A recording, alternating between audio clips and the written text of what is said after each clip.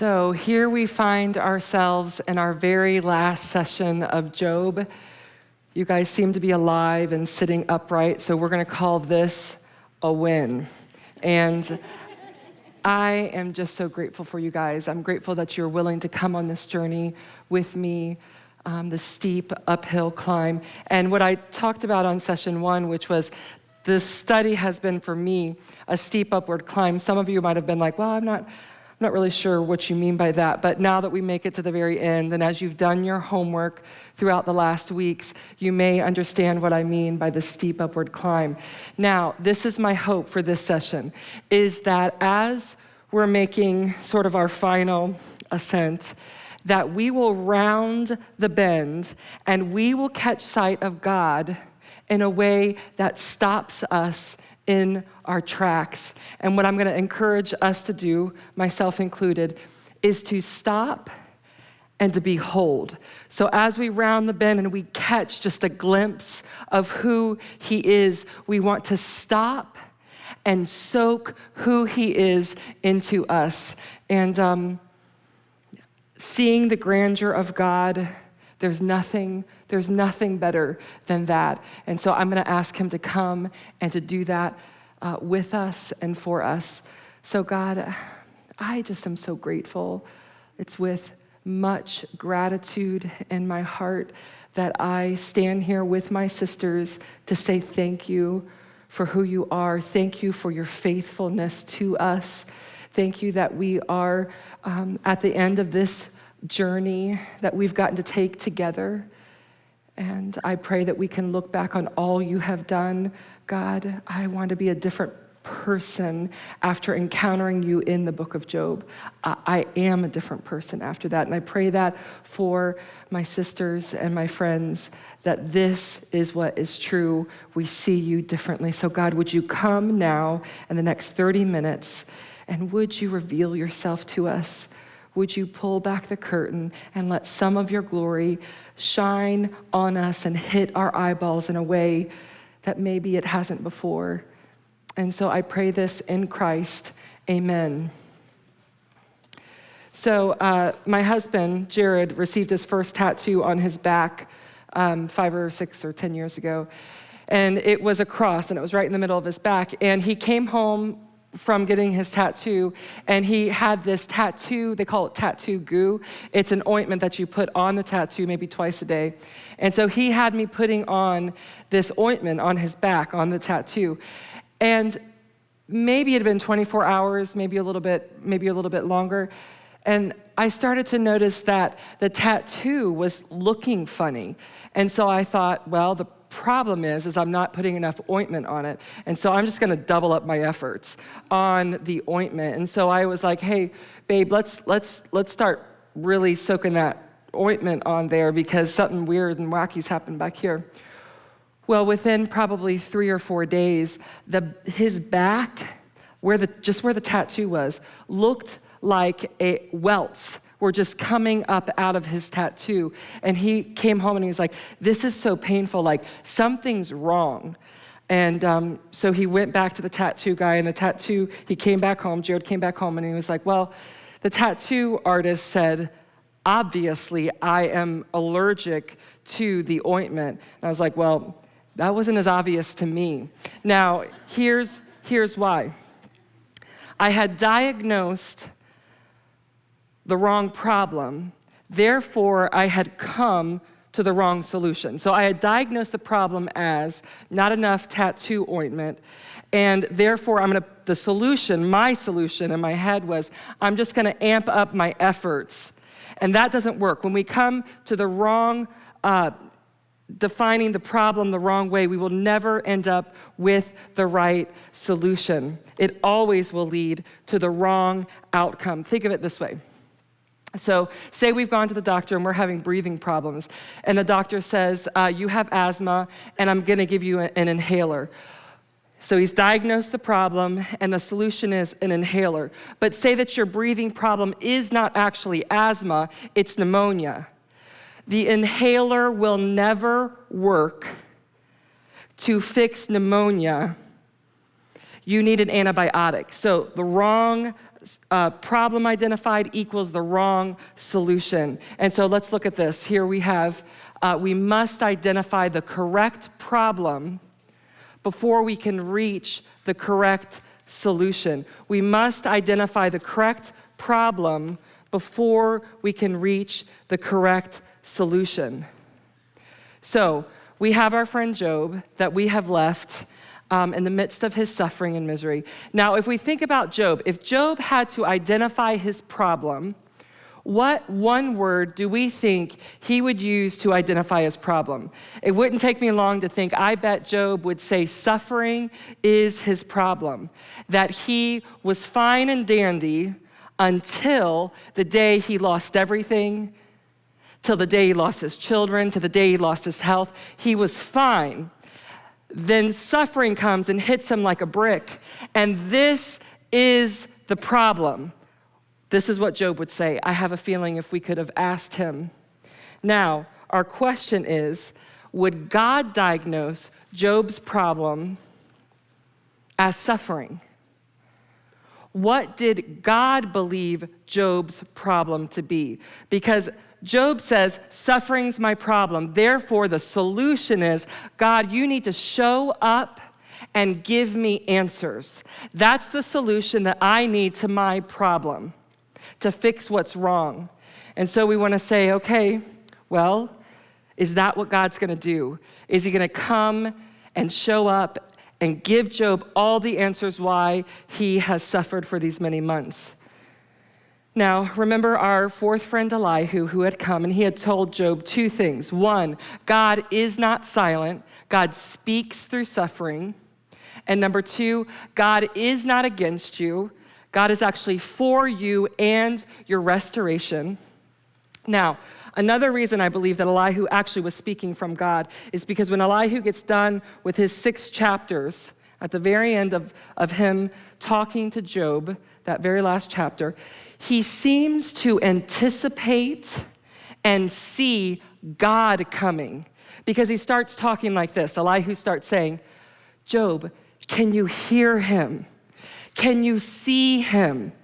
Listen to the sound of his majestic voice. It rumbles like thunder. And it's as if Elihu could see God coming in the storm at a distance, and he's prepping Job. He's saying, here he comes, get ready. The God of all glory is coming to speak to you.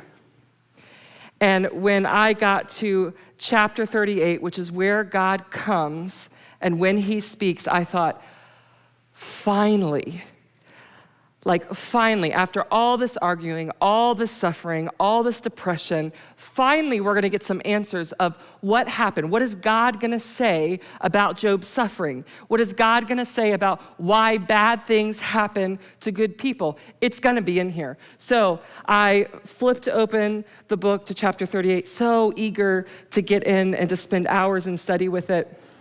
And so as I opened to chapter 38 and began reading through chapter 38, chapter 39, and 40, I would see, okay, so God's talking about morning stars singing.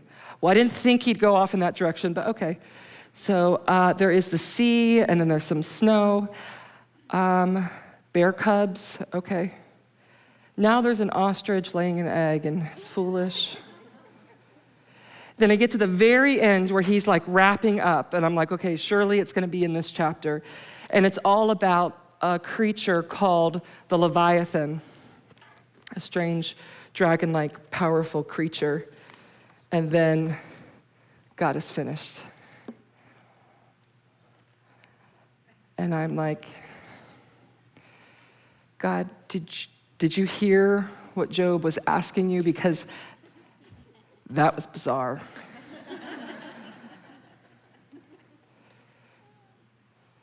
You came to him and you told him about ravens and ostriches and bear cubs.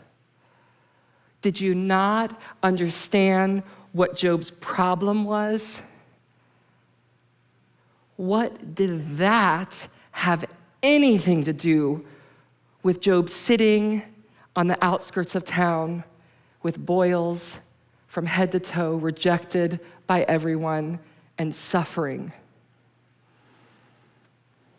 Now, here's the thing. If Job's problem, or if a problem was, let's say, skin cancer, okay? So a problem crops up on the skin, and instead, we put Neosporin and a Band-Aid over it, right? But what it needs is removal by surgery and radiation, right? Because when we have cancer, it needs to be removed and radiated. And here's what God was not willing to do. God was not willing to look at that on Job and give him a Band-Aid to cover it. God was willing to do removal and radiation to Job's real problem, which we're going to find out Job's real problem was not suffering. And God is about to tell us what Job's real problem was. We'll look at Job 38. This is the first thing God has to say. Then the Lord spoke to Job out of the storm. He said to Job, "Who is this that obscures my plans with words without knowledge?" So here God comes finally, and he speaks to Job directly. Out of a tornado. Now, think of all that comes with a tornado. So here we have Job sitting on an ash heap, miserable, and God comes in a storm, a powerful storm. Think lightning, rain, wind, very loud, a scary event. Here God comes, and this is what God speaks out of the storm. Who is this that obscures? So our first interesting word is obscures, which just means to block or to hide or to darken. So God says, somebody is darkening, is hiding. Now our next question is, what's being hidden? And it's right here. It's the next two words, my plans. So God says, there's a problem here, and the problem is my plans are being blocked. Now, what are these plans being blocked by? Well, we just have to keep reading. My plans with words without knowledge. God says, I've got some plans, and the problem is there's something blocking it. And what's blocking it, Job, is what's coming out of your mouth. So God says, actually, Job, with your suffering's not the problem. The banner you have waving over your suffering, the words without knowledge, that is your problem. Words without knowledge is your problem. And God says, hang on to your hat. I'm about ready to tell you and inform you of what really is true. And God goes on to ask Job over 80 questions about creation. And so let's follow here of what God is revealing about himself to Job. God reveals to Job that creation, number one, shows God's vast and infinite power. Creation shows God's vast and infinite power. Let's see what it sounds like. So this is God speaking to Job. These are a part of some of the first questions that he asks Job. Okay, Job, where were you when I laid the earth's foundation? Tell me if you understand. Tell me what that day was like. Go ahead. What was that like? How did I set the earth in place? Who marked off its dimensions? Surely, Job, you know. Go ahead. What is it? Don't you love it that God is sarcastic? Let's look at the next one.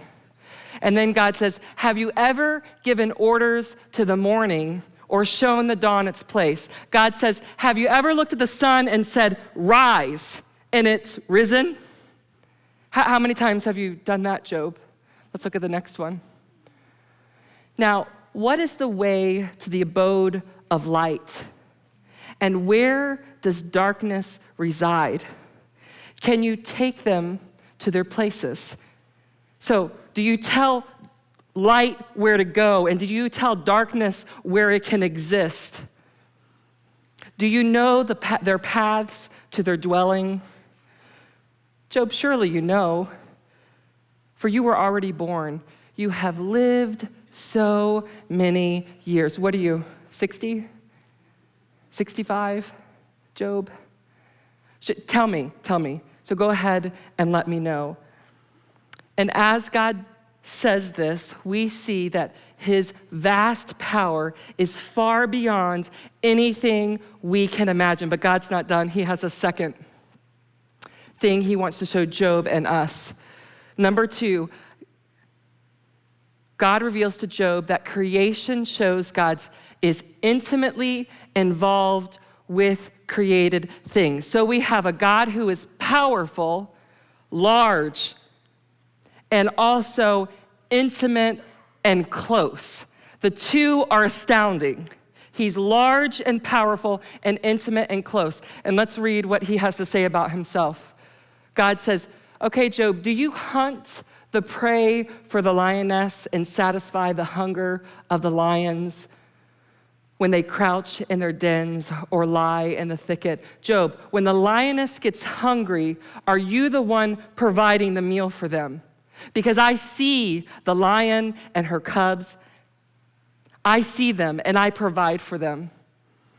Who provides food for the raven when its young cry out to God and wander about for lack of food? So God says, as the young sit in their nest, calling out, squeaking, I, God, creator of all things, hear them.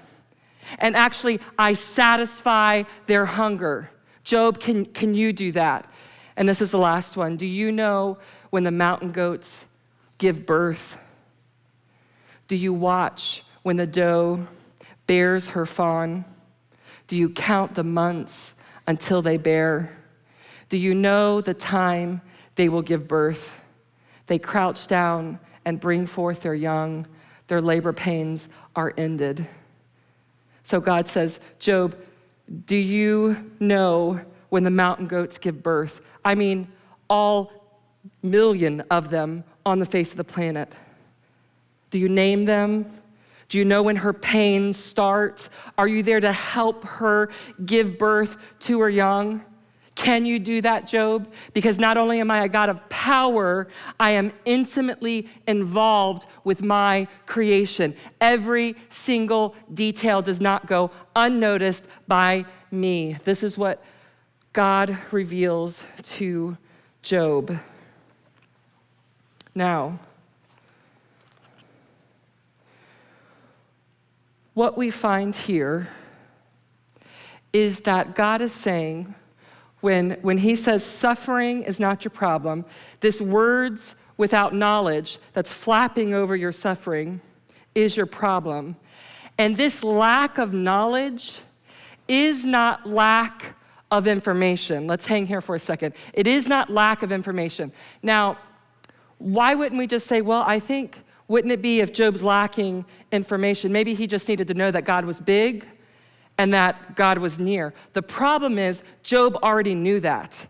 If you read the book of Job, you'll see that he believed firmly that God was the creator of all things. He believed God was almighty. He also believed God was close and near, because he refers back to it to say, you were kind to me, you were like my friend. So this is not new information to Job. Let's see what it is. Job's knowledge was lacking correct proportion of himself and God. This was not an information problem. This was a proportion problem. And let me show you what I mean by that. So everything goes back to a T-chart. I think they're wonderful, and it gives us a real clear, accurate view. So let's look at, if we're thinking proportion, what did Job think about himself and what did Job think about God? So we clearly see that throughout the book of Job, Job was very large in his own eyes. And here's what I mean by that. That he said, okay, God, you must give me the answer. I deserve to know why you did what you did. Now, what that means is Job inflated himself. to say, my brain needs to comprehend it. I think you're wrong. And I think evidently I know more than you do. I know what should be done and should not be done. And that made Job's view of God very small. So God says here, okay, Job, your problem, these words without knowledge that you've got flapping over your suffering, this is a proportional problem. You seeing yourself as great and you seeing me as small, this is your problem. And so I'm giving you the correct solution, which is to show you who I am. And as God spoke through the storm and told Job all of what we just read, Job saw the immeasurable distance between God's power, wisdom, and plans and his own. As God spoke out of the storm, Job realized there is a massive difference between God and him. And when that happened, Job went from being great in his own eyes and God small in Job's eyes to God being great and Job being a dot. Now let's listen to what Job says, how he explains this. When God finishes speaking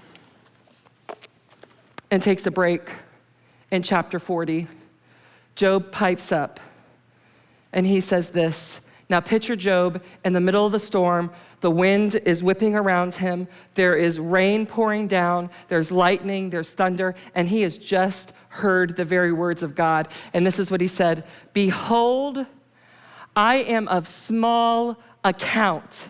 What shall I answer you? I lay my hand on my mouth. I have spoken once, and I will not answer twice, but I will proceed no further." Now, Job stands there after hearing God and says, I am of small account. I spoke these words without knowledge. I'm just gonna clap my hand over my mouth and keep my mouth shut. Now, in our culture, we'd be like, Job, you need to see a counselor because really, we shouldn't say things like you're of small account. And we don't tend to like that kind of thinking. And here's what I think Job would say to us. He would give us this picture. He would say, oh, you're highly mistaken. Because what's just happened is I have stepped out on the Grand Canyon of who God is and beheld him in his glory. It is just a fact. I am of small account compared to who he is. That's just true. He would say, you don't stand on the edge of the Grand Canyon and see the immense beauty of it and need a self-esteem booster. You're not worried about yourself in that moment. Your eyes are fixed and beholding on something that is far larger than you, and it creates on the inside of you worship. And that's what happened to Job. It was not the Grand Canyon, it was the Grand Canyon of who God is.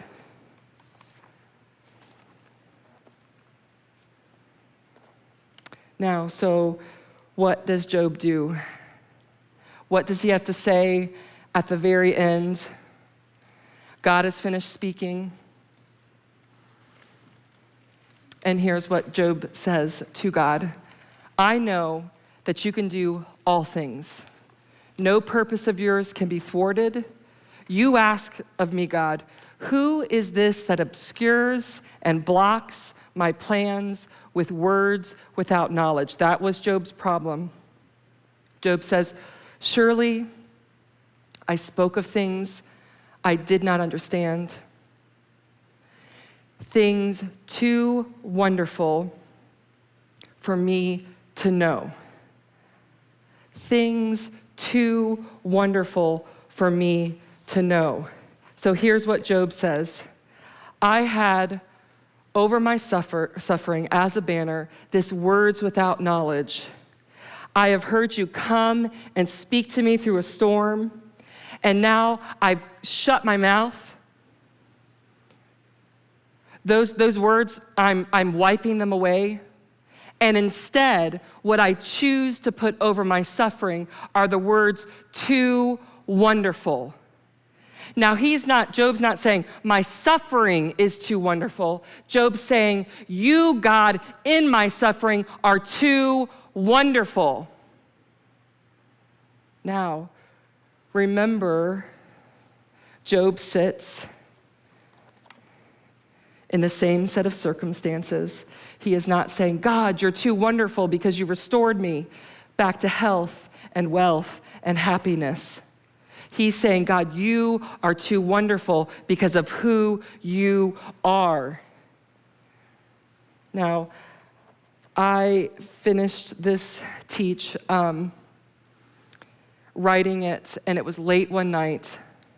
And as I walked into our living room, it was dark, and this picture flashed on a screen. I caught a glimpse of it.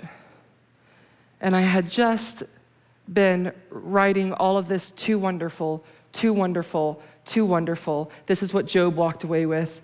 God, you're too wonderful. And I see her face, and I remember that picture. It was about 6 weeks before she died. We were at Disney. And when I see that picture, I flash back, as I'm thinking, too wonderful, I flash back to watching her casket go into the ground, and then Virginia red mud start to pour over it. And I think that moment is probably when I mentally felt the most fragile, because everything within me, what I wanted to do is like claw at the dirt, because you don't let your child go into the cold ground. It's against every instinct in you as a mother. You can't let that happen. And so I thought, could I pick up a pen and over the suffering, over that picture, could I write too wonderful? Not her passing is too wonderful, but God, you are too wonderful. Could I write that? And I thought and sat there and thought, and I wasn't asking to come up with the right answer. I wasn't asking, like as a teacher that has to get it up in front of people and give the right answer. I was asking as a human being, as a mom, what would I write? And the answer was that night, and I think it still holds true right now, is I don't think I have too wonderful, fully written across my personal suffering. It's almost as if I have T-O-O, and I've started work on the W. Because for me, this is a process with God and not a completion. And so I'm saying, God, would you help me learn to pick up my marker and keep working on too wonderful. That God, you are too wonderful. And he has been just so kind as I look back on my life, probably the last 12 years, that he was teaching me how to pick up a marker and write too wonderful before any suffering, before Adora existed. He knew what was coming, and he was preparing me. I can see it so clearly. He was preparing me to learn how to, in the worst of suffering, write too wonderful. And I want to take you guys for about 5 or 6 minutes on that journey, what it looked like on the inside of my head for the last 12 years or so, for him to do that with me. Now, I've been a girl who has always loved physical science. And I've always been fascinated with blue whales. Now, a blue whale is the largest creature on Earth. Now, that includes, it's the largest creature they believe has ever existed. That includes dinosaurs. It is larger, and it's still living, larger than anything else. And it's hard for us to get proportions on here correct, to see how large this fish is. Now, its tongue is the size of an elephant. It weighs as much as an elephant does. Its tongue. As a baby, it gains 200 pounds a day. You thought you had a big baby. Their hearts on the inside of them are as large as a small car. And a child could swim through their veins. Their veins are that large. That is a massive creature. Now, that creature lives in an ocean. And this ocean is so big that that whale is like a speck of sand on the tip of my finger. Just a speck. That massive whale amongst all this water is just a speck of sand. Now we look at this water, and the earth is covered, and about 70% of the earth is covered with water. We've explored, we know what's in about 1% of all the waters on Earth. 1%. Scientists think there's probably millions, if not more, whole species that we have no idea exist because we know so little. It is a massive amount of water. There are mountain ranges under this water that are higher than Mount Everest, and they don't even touch the surface of the water. The water at its deepest point goes 7 miles down into the abyss, where it is pitch black. It is so deep, it is so dark, with these magnificent creatures that live there. The water on the earth is unbelievably massive. But it is nothing when compared with our sun. That water sits on the tip of my finger like a grain of sand. All that water, all those mountain ranges, compared to the sun. Here we are, we're this little dot, and that is the sun. 1 million Earths with all that water, 1 million of them can fit inside the sun. But the sun is just like a grain of sand on the tip of my finger compared to our Milky Way galaxy. And this is a mock-up that somebody has done. We can't get far enough out of our galaxy to take a picture of it. This is what they believe our galaxy looks like. Now, that doesn't look, it looks like a bunch of white dots. What we can't see is how massive this is. Now, if you and I wanted to take a journey and we wanted to go from this side of the Milky Way all the way to the end, we could all load up on a bus, but we'd have to travel at the speed of light. Now let's think about how fast light travels. It's 186,000 miles per second. Now, that's hard for our minds to even register. So let's think about it this way. We have the Earth, which we already said is very large.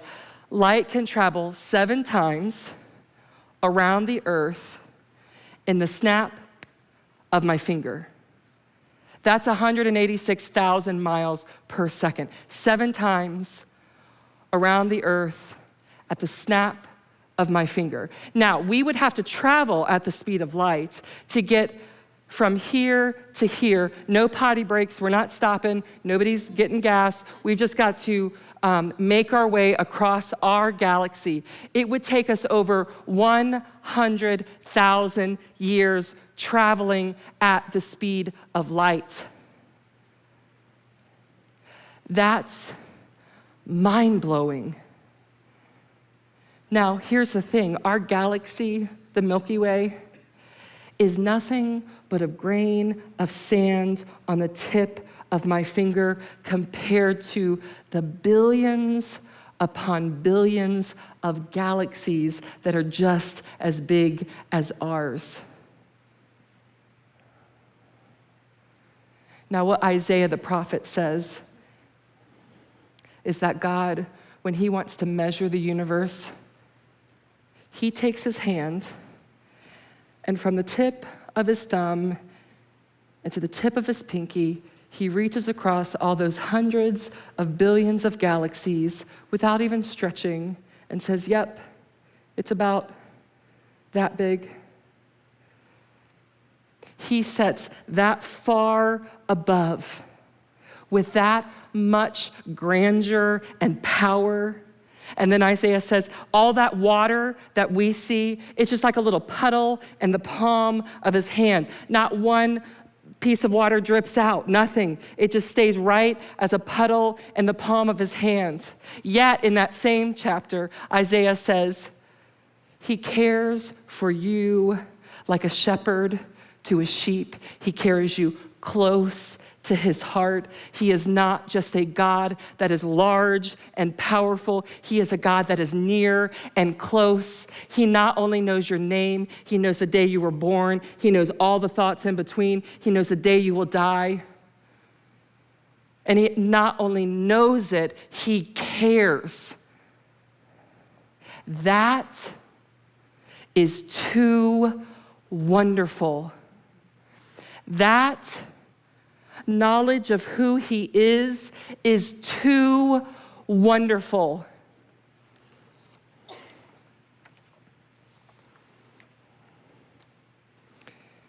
It is tempting to buy the lie that we deserve answers. Our problem is these things that are happening to me in my life. The solution is, God, come make it better. And I think God is saying, not just to Job, but to us, the problem is you need to know who I am.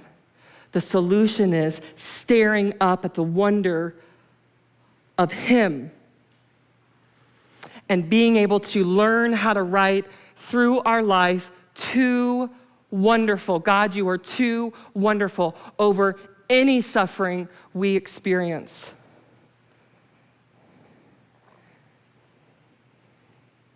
In the epilogue of the book of Job, we see that Job, not only his body is healed, not only does he get all of his wealth back, he gets twice as much as what he had before, and he fathers 10 more children. He lives to a ripe old age. But that epilogue, that is not the point of the book, and it is not the climax of the book. When Job picked up a pen and wrote too wonderful over his suffering, that was the climax.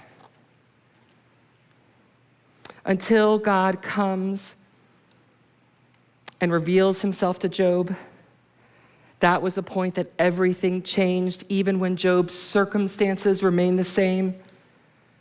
Everything changed because Job saw God's glory. And I have longed, and I believe it's a longing that God has placed. I can't tell you how deep it is on the inside of me. That you, through this study, have caught just a glimpse more of who he is. Just a glimpse. And that in that glimpse, it would be a marker moment for you, in ways that change the way you see and think about God. My prayer has been, as the lights go out, when the road is dark and steep, that what you have learned in the pages of the book of Job through God's word would be what come back to you. And what I mean by come back to you, I mean in 6 months, or for some of you, it may be 18 years, or for some of you, it may be 35 years, when the lights go out and the road is steep, that God would be kind enough to you and to me to bring back a remembrance of who he is in our suffering. Because here's what we want. We want to be women who deeply desire to be seeking God, growing in our understanding of who he is, looking for him in our personal story, looking for his plan in our personal story, so that we will trust and worship God in all circumstances. And I pray that we are on that road together, and that would be true for us. And so I love you guys with much affection, and praying that God has spoken to you, believing that he has, because it's his word, and he is faithful to that. And so it is with much love that we will keep praying for you guys as you continue your journeys. So God, I come grateful and thankful and in awe of who you are, that you are a God that is too wonderful, no matter what is written on our timeline of our life of suffering, no matter what the loss, no matter what the pain, you still remain the same. Yesterday, today, and forever, you are God. Equip us and teach us to love you and to worship you through anything. And it is with deep love for you, God, deep desire to make your name known, that I just in faith just sort of lay all these sessions at your feet and say, take it, God, for your glory, for your name. Change us, mold us to look more like you. And I pray this in Christ. Amen.